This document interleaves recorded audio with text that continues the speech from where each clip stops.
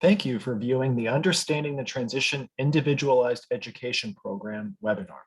This presentation is sponsored by the Instructional Services Department, the Office of Counseling, College and Career Readiness, and Career and Transition Services. My name is Trevor Christensen, and I am a curriculum resource teacher for Career and Transition Services.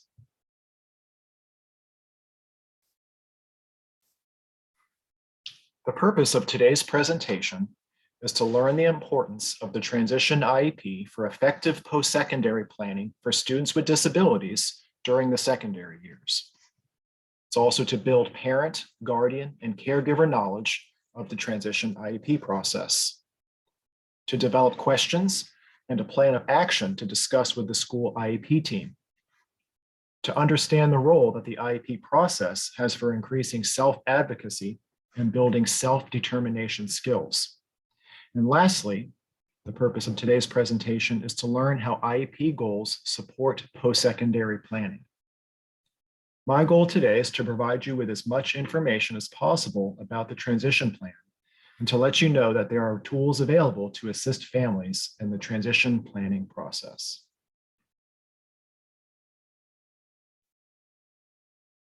The Transition Toolkit for Parents.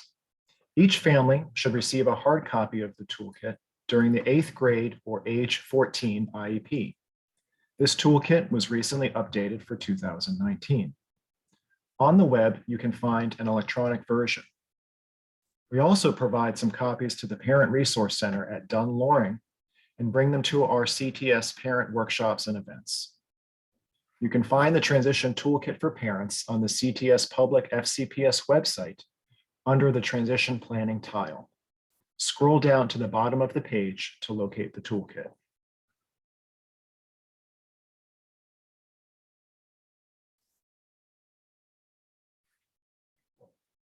As we begin to explore the transition planning process and the transition plan in the IEP, you may be asking yourself, who exactly participates in transition planning? Well, first and foremost, the student is the most important member of the IEP team. Other members can include family members, to include parents or guardians, a school principal or designee, the student's case manager and other relevant special education teachers, other school staff, such as employment and transition representatives, otherwise known as ETRs, a school counselor, psychologist, general education teacher as appropriate. And other members could also include adult service agency representatives.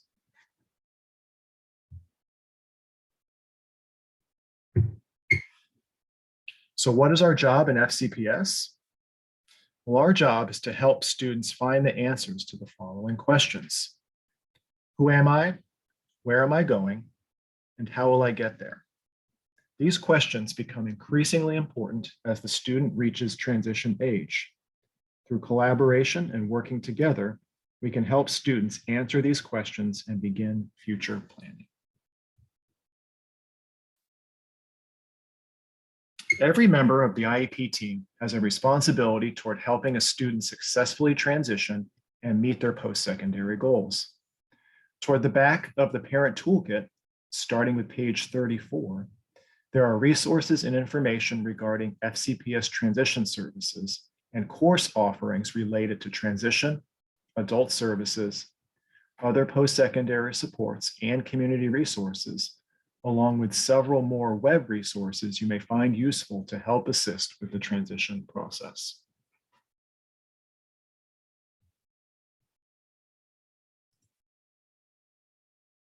IEP teams prepare students for productive lives by honoring and documenting the student's vision for their own future, using a person-centered approach that capitalizes on the student's interests, preferences, and strengths, and using data to develop a coordinated set of activities to accomplish educational goals and connect students to adult service supports.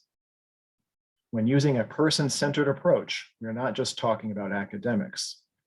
During transition planning, we want to take a holistic, whole-person approach.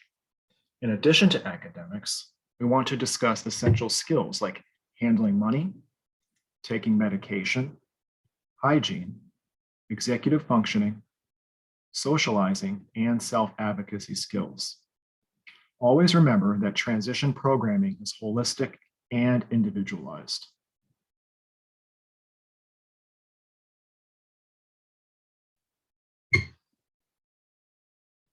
IDEA. IDEA defines transition services as a coordinated set of activities that are results-oriented, based on student needs, preferences, and interests that include instruction, related services, community experiences, employment, and other post-school adult living objectives.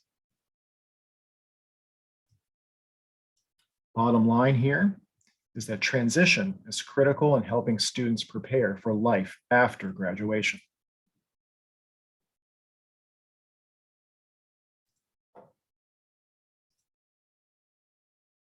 Specific to the state of Virginia, there are additional requirements based on IDEA 2004. Starting in grade 8 or age 14, every IEP includes the transition plan, and the IEP becomes a transition IEP. Starting at this point, transition planning drives and directs the IEP.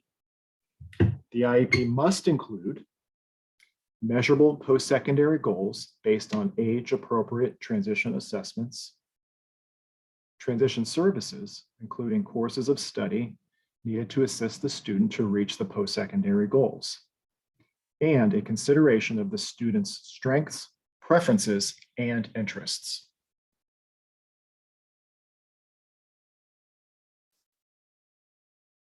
At this point, I'd like to pose a question. What percentage of transition-aged students should participate in the development of their transition plan and attend their IEP meetings?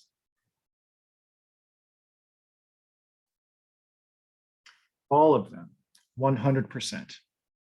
It's important that the student be involved in their transition planning and the entire IEP process. The law even emphasizes student involvement in the transition planning process, and participation needs to be documented on page 303 of the IEP. There is an initials checkbox that documents student participation in transition planning, where the student acknowledges that I have participated in drafting my transition plan. All parts include my interests and preferences. Page 2 of the Toolkit for Parents lists many reasons why it's important for students to be active participants in the IEP process. Research shows that if students hold some responsibility for determining and monitoring their goals, they'll be more invested in their educational plans. It builds self-awareness and self-advocacy.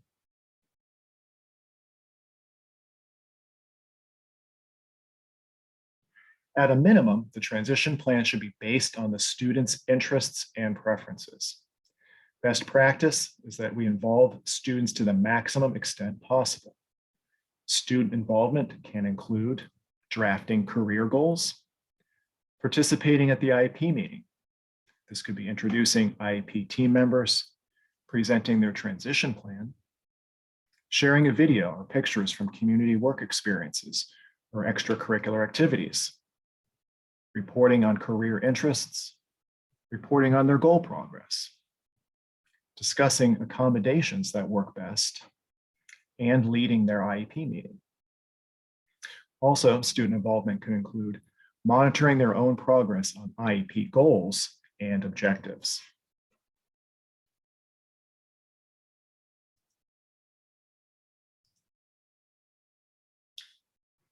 So the takeaway from page 3 of the Transition Toolkit is that transition planning begins with assessment, specifically transition assessment. Assessments can help direct students to explore occupational areas such as working with data, people, things, or ideas. Transition assessments can help students conceptualize goals that they haven't yet considered. Assessment information drives transition IEP goals and objective development. We'll cover transition assessment in greater detail later in this presentation.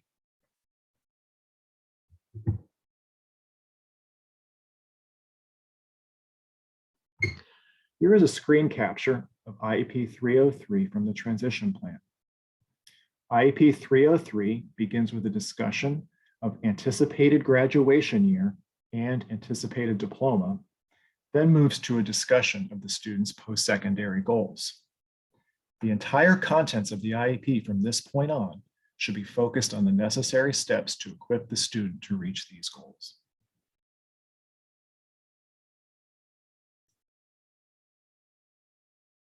The transition goals page of the IEP includes transition assessment, which is information on the student's interests, preferences, strengths, and needs.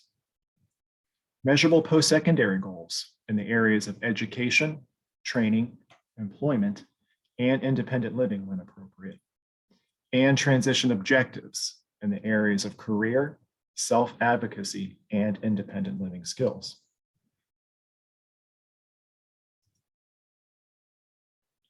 Why is the transition plan so important? Well, because it drives the entire IEP. It is the identification of interests, preference, strengths, and needs using age-appropriate transition assessments, which then in turn leads to appropriate, measurable post-secondary goals, leading to transition objectives, and then lastly, leading to an annual area of need with goals and short-term objectives. Assessments help determine those student interests, preferences, strengths, and post-secondary goals. Post-secondary goals are what the student wants to do after they exit the public school system. Transition objectives are considered benchmarks. In other words, what we're going to do this school year to help the student achieve their career goal. The annual IEP goals with supporting objectives, sometimes called the area of need, should then focus on academic and functional skills the student needs in order to effectively transition from school to post-secondary opportunities.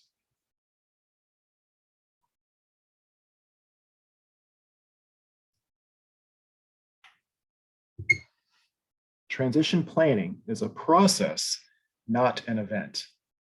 Every year, the IEP team should review existing data, transition assessments, and review last year's transition plan.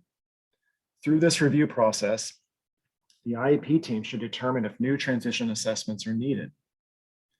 Transition planning is ongoing. When transition planning begins, goals may look vague. Students might begin with a career goal that states, I'm not sure of my career goal, but through assessment, I know I want to work outdoors or I want to do something helping people. At the onset of transition planning, sometimes goals initially appear unrealistic, but through thoughtful and coordinated planning spanning several years, we can help our students to develop viable and successful transition plans by the time they exit FCPS.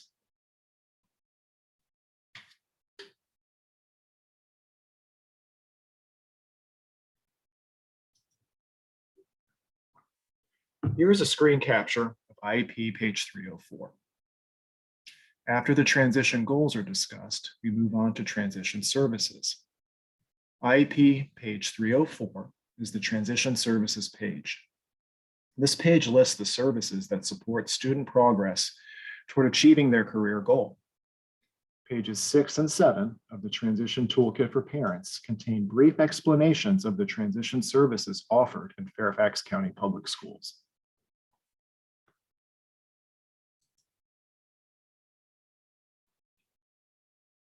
These two graphics pinpoint the section at the bottom of IEP 304. This is where the IEP team explores and selects school services that link and align with post-secondary goals. These school services can be academic courses, elective classes, CTE Academy classes, work awareness in transition, education for employment for the office, and the special education career centers. As a student gets closer to graduation, the team lists post-school transition services to consider and discusses each of these options in greater detail. These options could include referrals to adult service providers and agencies such as DARS, the Department for Aging and Rehabilitative Services, CSB, the Fairfax Falls Church Community Services Board, and DBVI, the Department for the Blind and Visually Impaired.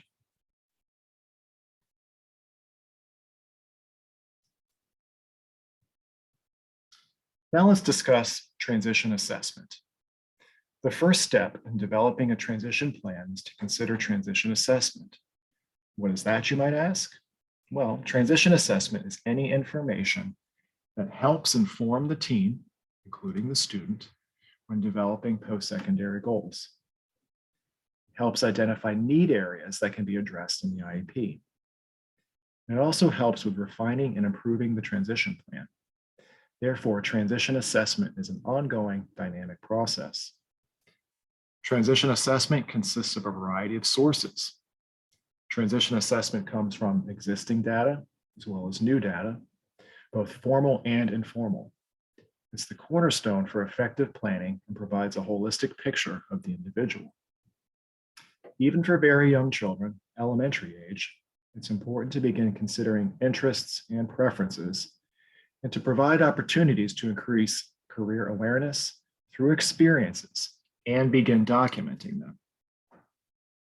Schools should seek parent input regarding their child's observed preferences, strengths, and interests, and these can be documented in the IEP.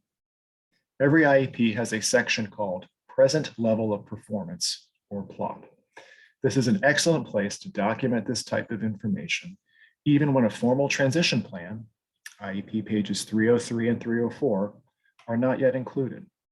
As the child gets older and into secondary school, this becomes a formal part of the IEP with its own dedicated pages.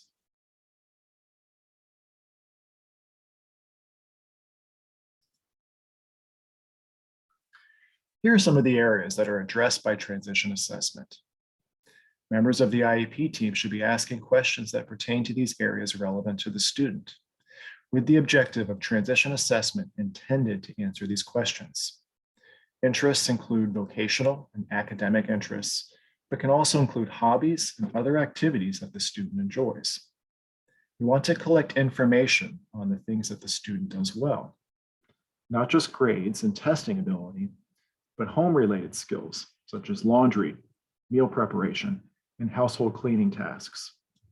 Work-related skills such as following directions, managing time, and taking initiative are also important. As your child approaches the secondary school years, it's best practice that your feedback and input be sought in relation to these areas.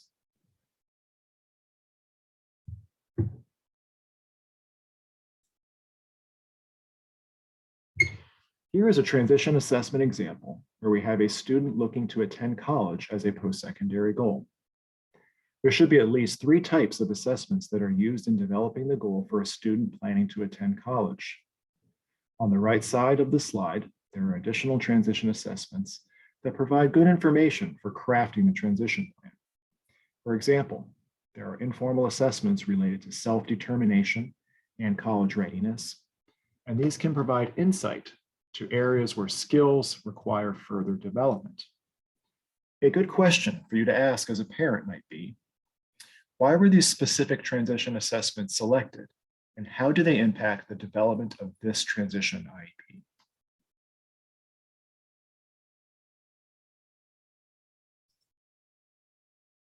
As educators, we want to involve families in the transition planning process. Parent input is important in all 3 stages of this planning process. The transition toolkit explains in detail what each of these rules of transition planning involve. Rule 1 is be future-oriented.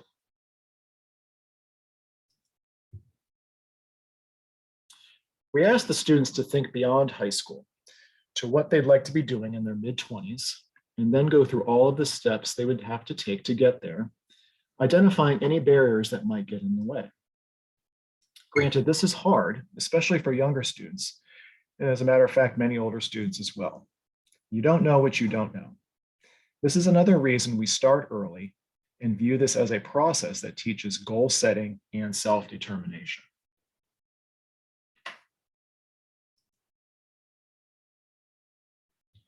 Rule 2, review plan at least annually. Transition planning should be a long-term process. This is implied by the language of the law, which requires the transition plan to start at age 14 and be updated annually. For this reason, development of each IEP begins with a review of the previous year's transition plan.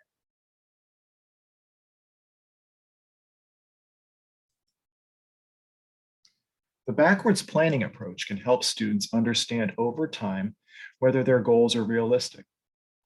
The yearly transition objectives: play on the varsity football team, pass SOL tests, and maintain a GPA of 3.5, relate to the post-secondary goals: attending a four-year college, work with professional trainers and coaches, and play professional sports, which then relate to the career goal: becoming a professional athlete. This process illustrates the flow of IEP page 303. If the yearly transition objectives are not met, then it may be necessary for the student and the rest of the IEP team to adjust the post-secondary and career goals. It's important to remember that the yearly transition objectives should have substance and be written as benchmarks. When they are written as benchmarks, they are measurable and inform the team whether revision of the post-secondary plans are necessary. They are not measured or tracked in the same way IEP goals are, but the IEP goals should reflect what the student needs in order to satisfy the transition plan after high school.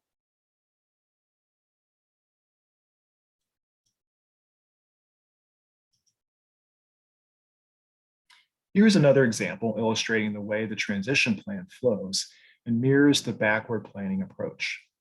This example is taken from a current IEP transition plan in FCPS. The student is an 11th grader, has a career goal of wanting to work with my hands, probably as an electrician. For post-secondary goals, area of education, I will complete an apprenticeship for an electrician. For the training goal, I will use the apprenticeship to prepare for further growth as an electrician. And for employment, I will work as an electrician. In terms of yearly transition objectives, I will visit the FCPS residential construction site to learn more about the class and opportunity. I will apply to take Electrician 2 Academy class. I will research and list 2 apprenticeship programs. And lastly, I will get my driver's license. So coordinated planning equals successful transition. So after having a future focus, using the backward planning approach, and reviewing last year's transition plan, we are now at the revised stage, which is to fine-tune the plan over the years in school until graduation or exit from FCPS.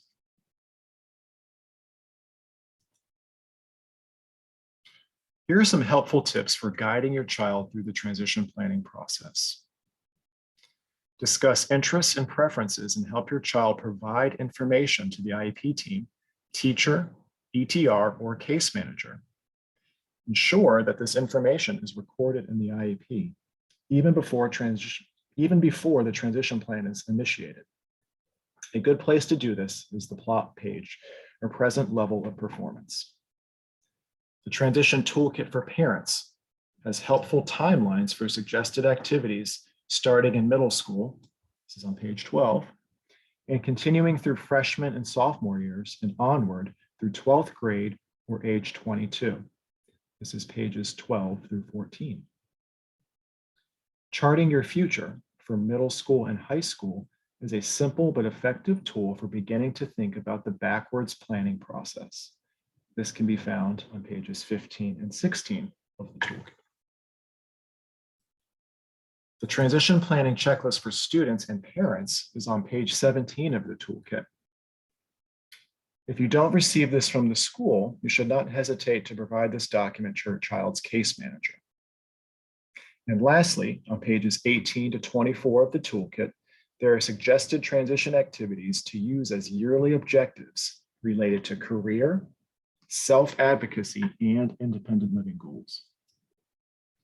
This is provided so that you and your child can provide input into areas that should be included in the IEP.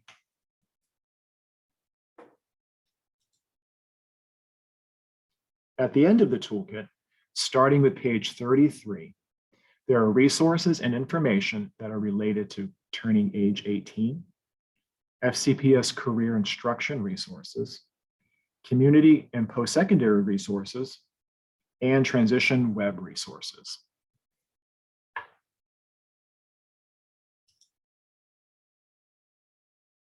So now that we've learned about the IEP transition plan, let's discuss the student's role in the IEP process. As you know, IEP stands for Individualized Education Program, and we can't forget that the very important I is the student. The law requires students to be a part of the process. When we say be a part of, we don't just mean that the student should be in attendance and be a silent member of the IEP meeting. We want and expect students to have a voice during the IEP meeting and participate in the preparation and implementation of their document. As you know, students should start attending their IEP meeting at the age of 14, and consequently, they need an explanation as to what the IEP is and why they have an IEP for this process to be a meaningful one. This conversation should be facilitated by the parents and the school staff working together.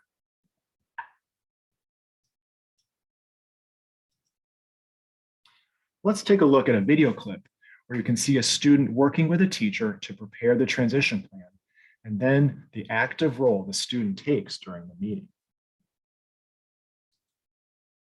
All right, Sydney, we're going to start working on picking your pictures for your presentation today.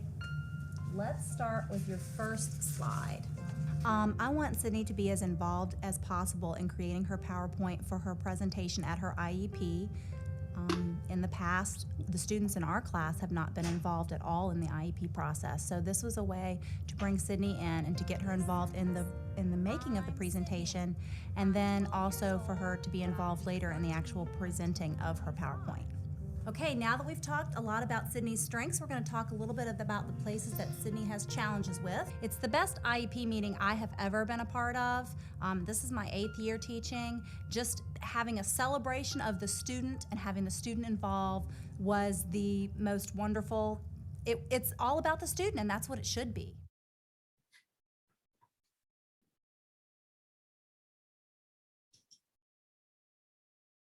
Here is another example of a student stating his needs and wants during the meeting, but is doing so in a creative and comfortable way for him. There are many ways for students to participate in their transition plan, and their IEP should be based on the student's comfort level. Here is an example of a student who doesn't want to communicate during the meeting, but is taking an active role in the development of his IEP. Students can work with their teachers and their parents prior to their IEP meeting and practice how they are going to participate in order to make them feel more at ease.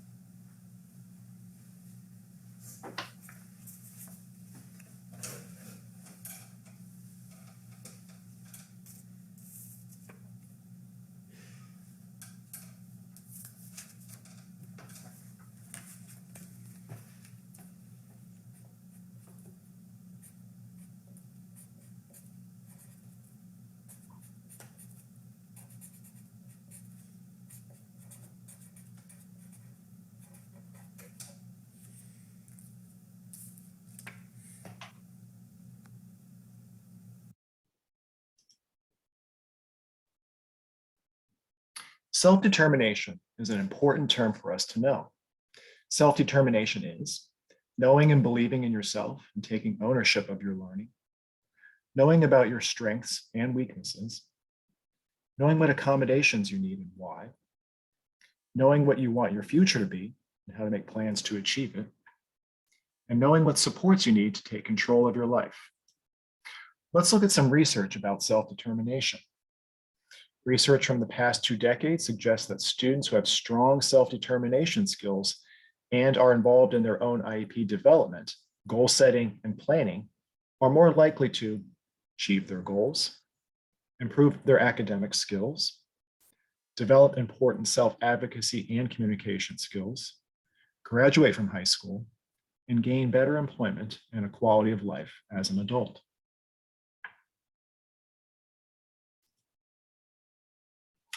How do we help develop self-determination skills within our students? Well, there is a formal resource that many schools use called I'm Determined. The Virginia Department of Education recognized that these skills are crucial to students with disabilities, that they funded a program called I'm Determined. Some secondary teachers and case managers use the materials within this curriculum at their respective schools.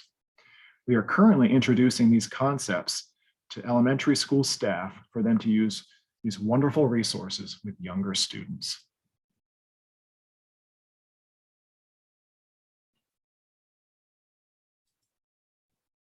The I'm Determined website is full of resources and videos for students to learn how to become self-determined individuals in school and in life.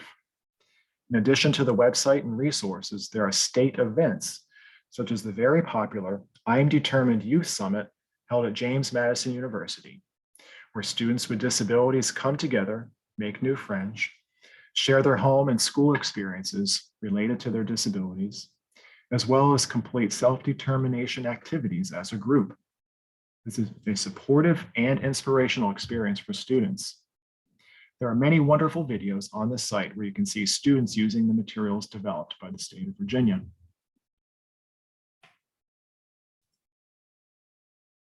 Here are two very popular tools from I'm Determined. The first one is called the one-pager and can be done at school or at home, which will help the student get to know themselves better. Once the student has completed this form, they can present it to the IEP team, which is a great way to start an IEP meeting.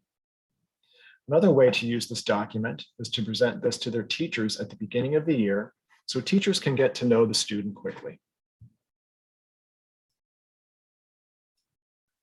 The second resource is called the goal plan, which can be done at home or at school as well. Students are asked to set their own goals. This activity has students reflect on their strengths and weaknesses and create goals based on that self-reflection. Students are then asked to think about how they plan to meet their goals. This is the beginning stage of the goal planning process.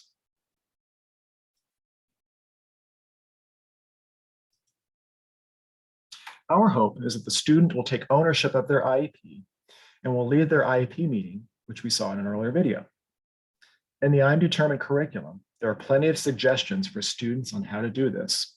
This is a video of another student-led IEP meeting. Good morning, everybody. My name is Garrett Sales. I'm a sophomore at Conville High School. Let me tell you about myself. My interests: eating chocolate and peanut butter, playing capsule flag and unified basketball, learning more about being independent and prepare for college. My abilities: interacting with people, playing sports, making friends. Things that are harder for me: vulnerable in more than one or two directions, geometry, memory. So you had a huge year with transition. I'll say.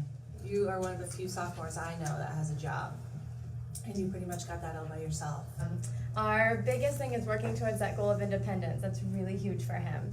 So, Next year too, I think we talked about doing internships. Yeah, that's what I was about to ask. Yep, Right. and getting you outside of the building, even maybe going down to the middle school or some of the other schools around that's the here. goal. Yep, that's I really want to do. I really work well with young children. I am going to start looking at colleges. Okay. So you've been doing very well in English class. I feel like I get distracted very easily though with like other classmates of mine. Mom and Dad are here, and Nobody's I'm gonna here, leave you alone. and Miss Mon is here, and these ladies are here. We're all here for you. And so when you have frustrations, or you're like, I just don't get it, we say, okay.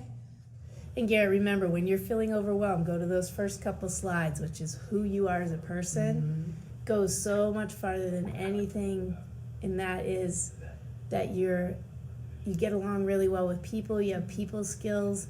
You you're caring, you're loving, you're outgoing. Those go a long way. And remember that when you're feeling overwhelmed, okay, I'm really a great person and I just want to push myself farther. Yep. So don't get too overwhelmed about stuff. Okay.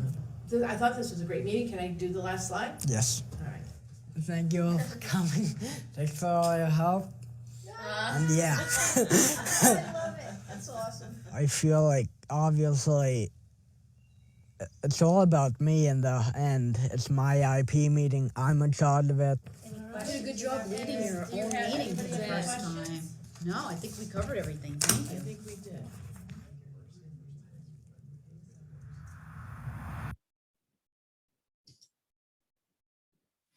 When students prepare for their IEP meeting, they can use this tool to help them participate. This document is a simple guide and can be used to help students understand the importance of their participation in the IEP and provides an outline and checklist that can help them feel more comfortable with the process. On page 2 of the same guide, there are suggestions for ways that students can participate before, during, and after the IEP meeting. Some students will not be comfortable leading their meetings or having a voice during the meeting. Refer to this document for some simple ways for students to start the participation process before the meeting, during the meeting, and after the meeting.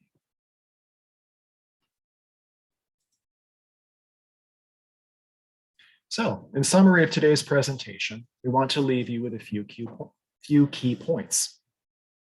Your student must be invited to the IEP meeting. Your student's active participation in the IEP process and meeting itself is important. Transition planning is based on age-appropriate transition assessments. The career goal is identified and based on interests, preferences, and strengths and capabilities. There must be defined post-secondary goals in the transition IEP. And transition objectives are what the student will accomplish this school year, and these objectives must be written as benchmarks. As I conclude this presentation, I would like to point out a few items of note. To find career and transition services on the web, direct your camera to the QR code on this slide. This will take you directly to the website.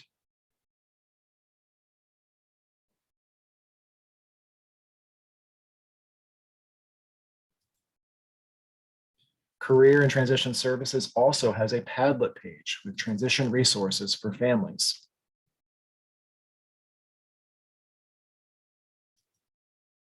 To access the Padlet, once again, use your camera to scan the QR code on this slide.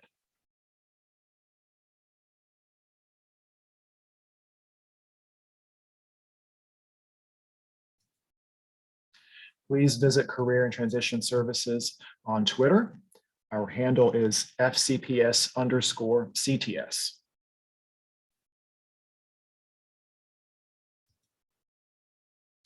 And be sure to check out our YouTube channel. Scan the QR code on this slide to subscribe.